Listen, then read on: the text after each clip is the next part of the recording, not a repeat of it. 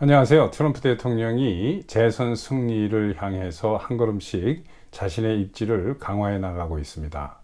그런데 많은 분들이 조 바이든이 당선된 거 아니냐, 공인된 선거인단 표를 전 미국에서 그 306표를 획득을 했고 판세가 뒤집어질 만한 변수가 없지 않지 않느냐.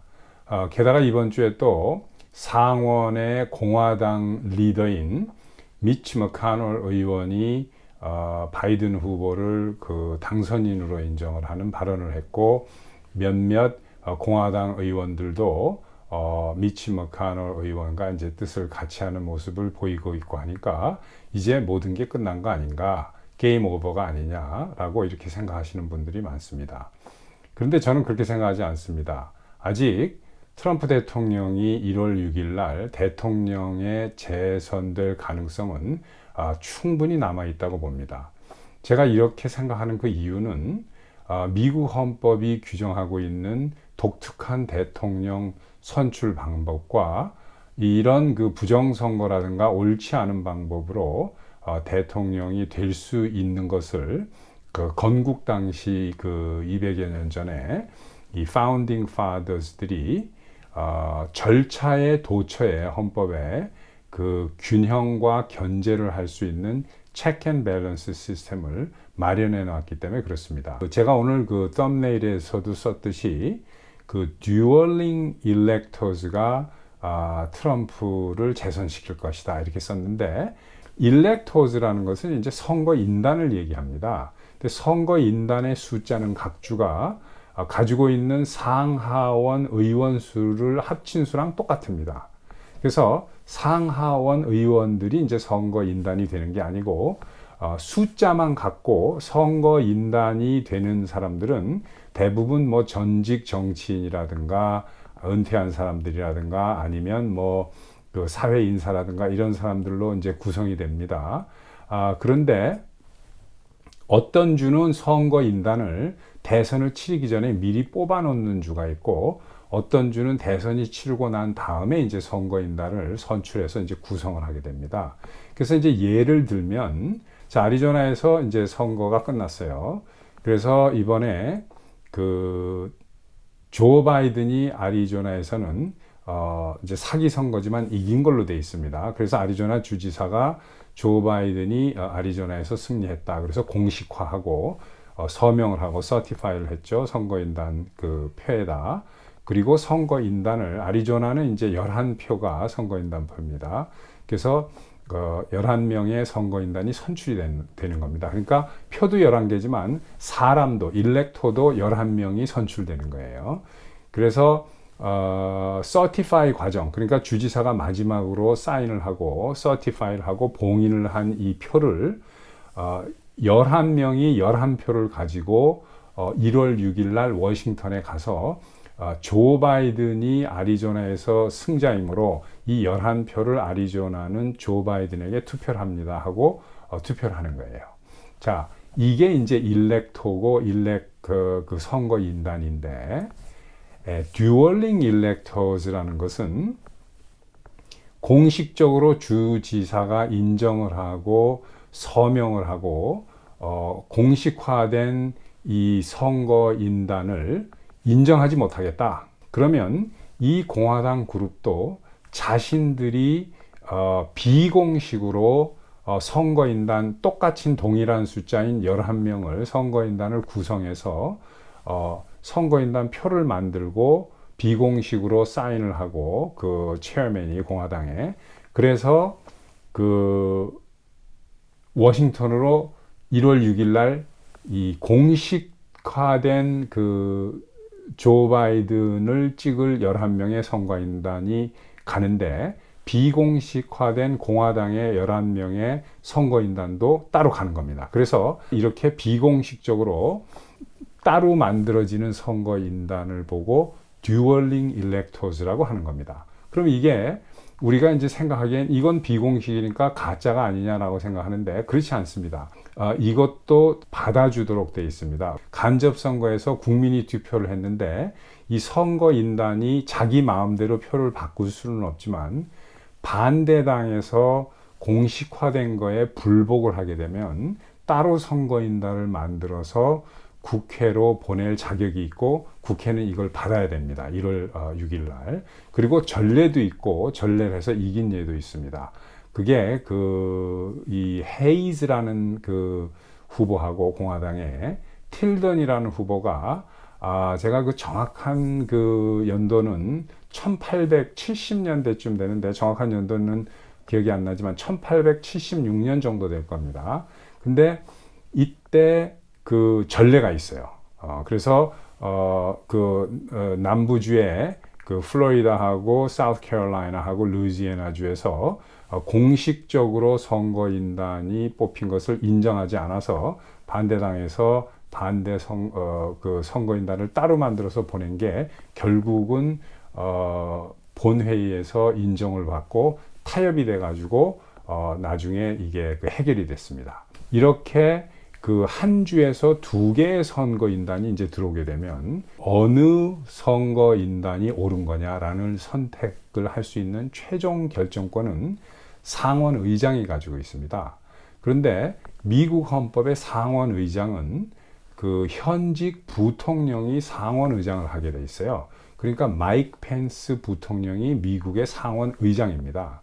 그리고 그 미치 머카넬은 상원 의장이 아니에요. 이 사람은 공화당 다수당의 리더이지만 의장이 아닙니다. 하원은 의원 중에 다수당에서 이제 하원 의장이 나오고 상원은 이런 식으로 이제 그 현직 부통령이 하게 돼 있는데 이 두 쪽에서 오는 그 선거인단을 펜스 대통령이 옳다라고 하는 쪽을 뽑을 수가 있는 헌법적 권한을 가지고 있습니다. 하지만 이런 권한을 행사한 지가 지금 상당히 오래됐죠. 100여 년이 넘었으니까 많은 사람들이 이런 프로세스를 잊어버리고 이야기를 하지 않고 있지만 이제 헌법학자들은 그게 옳다라고 이제 지금 얘기를 하는데 물론 좌파 언론은 전혀 보도를 하고 있질 않죠. 그런데 물론 마이크 펜스 부통령이 그 무조건 그렇게 그 자기한테 주어진 권한이라고 해서 공화당 쪽에서 오는 표를 뽑지는 않습니다. 거기에 이제 100명이죠. 정확하게 100명. 한 주에 2명씩 상원 의원이 나오니까 100명의 의원이 모여서 표결로 가릅니다. 그래서 공화당이 우세니까 공화당이 트럼프 쪽으로 지지할 확률이 높지만 공화당 내에도 트럼프를 싫어하는 공화당 의원들, 라이노들도 있고 또 아니면은 그 부시 쪽에 스태블리시먼 공화당 의원들이 있습니다. 이제 그 사람들이 대표적인 게 바로 미치 머카넬 리더고 또 밋 람니 같이 그 전에 오바마와 그 대결을 했던 대통령 후보로서 이런 사람들 몇몇이 있습니다. 이 사람들은 트럼프를 싫어해요. 트럼프가 기존 옛날부터 내려오는 스태블리시먼 공화당을 망가뜨리는 대통령이라고 생각을 하고 있기 때문에 이 사람들이 이제 민주당하고 손을 잡은 건 아니지만 트럼프를 반대한다는 데에 대해서는 같은 입장입니다. 민주당하고.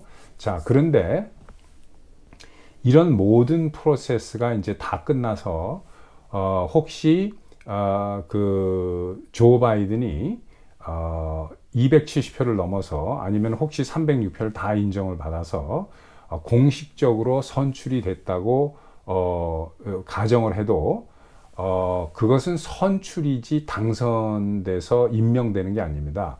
새로 선출된 대통령 후보는 그것을 정식으로 서면하는 서류가 있어요. 그래서 이 모든 프로세스가 이 11월 3일부터 지금까지 합법적인 헌법 절차를 밟아왔고 이에 조 바이든이 대통령에 선출됐음을 확인합니다 하고 사인을 해야 되는데 그 사인을 상원 의장이 하게 되어 있습니다.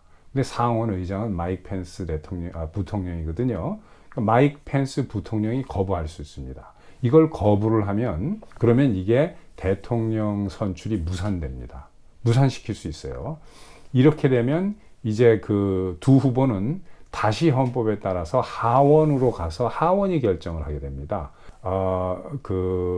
하원 의원들이 이제 투표를 하는 게 아니고 하원에서 각 주에서 주 대표들이 한 표씩을 던져서 한 주가 한 표씩을 행사하게 돼 있는데, 이 한 표는 그 주지사는 투표권이 없습니다. 그 미국 하원에서 대통령을 뽑을 때 이걸 이제 컨틴전 일렉션이라고 하는데, 컨틴전시 일렉션에는 주지사가 투표권이 있는 게 아니라 주의회가 투표권을 가지고 있습니다. 각 주가 한 표씩. 그러니까 50개 주니까 과반수가 넘는 26표를 득하는 후보가 대통령에 당선이 되는 건데, 여기서 그 지금 현재 미국의 50개 주는 주의회를 공화당이 그 차지하고 있는 다수석을 차지하고 있는 주의회는 29개 주입니다. 그리고 이제 민주당이 다수를 차지하고 있는 주의회는 21개 주입니다. 그러니까 29대 21로 트럼프 대통령이 당선될 가능성이 있습니다. 그 전에 한 주만이라도 무너지면 판세가 완전히 뒤바뀔 수 있습니다. 그러니까 지금 그 위스콘신하고 아리조나에서 뒤집어질 가능성이 상당히 많이 있습니다. 아리조나는 드디어 이제 forensic investigation을 시작을 했고, 도미니언 그 투표 기기에 대해서. 그리고 위스콘신도, 그 위스콘신은 법이 아주 까다롭습니다. 우편 그 투표법이. 그 위스콘신 헌법을 위헌을 한 게 지금 밝혀지고 있죠. 그래서 위스콘신 같은 경우에는 19,000평가 정도로 이제 근소한 차이로 조 바이든이 이긴 걸로 이렇게 돼 있는데, 20몇만 표가 무효 처리될 가능성이 있습니다. 지금 위스콘신에서. 그래서 이제 이게 확인이 되고 아리조나가 뒤집어져서 한 주만 뒤집어지면 도미노 현상으로 해서 이 사기 선거들이 다 그 뒤집어질 가능성이 있고, 또 최소한 뒤집어져서 선거가 역전이 안 돼도 투표 결과가 마이크 펜스 부통령이 헌법상의 권한으로 이 선거 자체를 내가 승인할 수 없다 하면은 완전히 무산돼 버리는 거죠. 그래서 이런 과정이 남아 있습니다. 절차를 거치지 않고서는 미국에서 어떤 것도 되는 일이 없습니다. 미국 대선이 치러진 지 한 달 반이 넘어가는 시점까지도 지금 부정한 방법으로 정권을 찬탈해 보려고 하는 그 민주당 측과, 이것을 올바른 방법으로 막으려고 하는 그 공화당 측이 벌이고 있는 입법적 또 사법적인 이런 그 싸움을 우리가 드라마를 보듯이 지금 보고 있습니다. 그런데 그 미국을 이제 잘 그 모르시는 분들은 이런 싸움이 답답해 보이기도 하고, 그 미국 대통령이 세계에서 가장 힘 있는 대통령이 자기가 피해자라고 하면서 왜 저렇게 아무것도 하지 않느냐, 뭐 공수부대라도 데리고 와서 뭘 해야 될 거 아니냐, 이렇게 생각하시는 분들이 있는데, 미국 대통령은 미국 바깥에서 힘이 있는 사람이지 미국 내에서는 힘이 없습니다. 왜냐하면 미국은 연방국가로 50개의 나라가 국방이나 외교와 전쟁할 수 있는 권한 몇 개만을 그 연방에다가 위임을 해준 거고, 모든 권한은 주가 다 가지고 있습니다. 그 선거할 수 있는 것도 주가 가지고 있고, 그 미국 대통령이 군을 동원할 수 있는 것은 딱 두 가지 경우입니다. 마셜 로, 그러니까 계엄령을 선포하는 거하고 Insurrection Act, 그러니까 국내 소요 사태가 사회의 질서를 무너뜨리는 경우, 이럴 때 이제 두 가지 경우만 군을 동원할 수 있습니다. 근데 이 둘 다 기본적으로 주에서 요청이 들어와야 돼요, 대통령에게. 물론 요청이 안 들어와도 대통령이 독자적으로 할 수 있는 조항도 있습니다. 하지만 그건 지금 상황에서는 해당이 안 됩니다. 이제 여름 같으면 마셜 로는 그 헌법을 중지시키고 군을 동원하는 거고, 인서렉션 액트는 헌법은 그대로 헌정은 그대로 하되 그 군만 대통령이 동원할 수 있는 그런 좀 다른 거죠.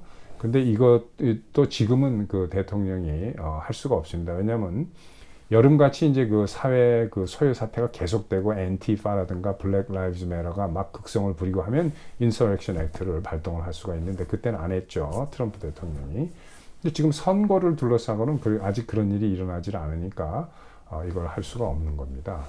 그리고 executive order도 그 D&I 리포트가 외국의 자금이나 외국의 어떤 그 세력이 미국 선거에 개입했다는 증거가 있어야 되는데, 이건 이제 선거 끝나고 45일 이내에 그 Director of National Intelligence가 대통령에게 보고하도록 되어 있는데, 아마 며칠 늦어지는 것 같아요. 근데 이제 뭐 대법원도 썩었다, DNI도 썩었다 이렇게 생각하는데 그러지 않습니다. 그 DNI는 자체 정보 수집 분석 기능이 없는 거예요. 이건 이제 9.11 때 미국의 많은 정보기관들이 서로 정보를 교환하지 않는 데서 일어났다 해가지고 당시에 그 부시 아들 대통령이 이 모든 정보기관을 총괄해서 담당하는 그 보스를 하나 정해놓은 게 DNI입니다. 그러니까 DNI 자체가 그 정보 기능이 있는 게 아니라 각 정보기관에서 올라오는 걸 취합해서 대통령에게 보고하고 정보기관을 감시하는 기능을 가지고 있는데, 그러니까 CIA든 NSA든 DIA든 육군정보대든 이런 데서 주는 것을 받는 겁니다. 그런데 이제 CIA 같은 경우에는 그 딥스테이트와 뭐 친중파, 뭐 힐러리 뭐 이런 쪽하고 그 연계돼 있는 그 사람들이 그 조직 내에 있으니까 이 사람들이 어떤 그 뭐 작당을 하고 그래서 이 프로세스를 원활하게 하지 않으려고 하는 부분은 있겠죠. 그렇지만 DNI 자체가 뭐 썩었다든가 그런 거는 아닙니다. 그런 건 아니고, 그래서 이런 것을 이제 보시면서 미국식 민주주의와 그 헌법의 체크 앤 밸런스 시스템을 이런 식으로 운영을 하는구나. 원래 우리가 그 옛말에도 그 도둑 하나를 10장정이 못 막는다고 그랬어요. 그래서 나쁜 짓을 누가 하나 하려고 이렇게 하면 장정이 10명 있어도 그거 도둑 하나 못 잡습니다. 묘리조리 빠지고 그 이상한 방법으로, 희한한 방법으로 이렇게 하니까.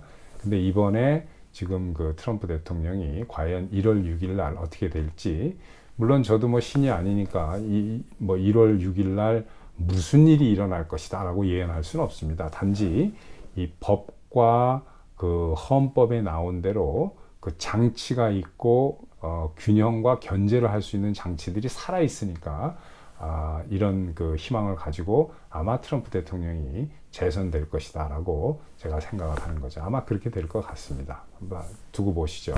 자, 재밌게 보셨으면 구독, 좋아요, 그리고 아시는 분들과 같이 공유해 주셨으면 감사하겠습니다. 자, 또 뵙겠습니다.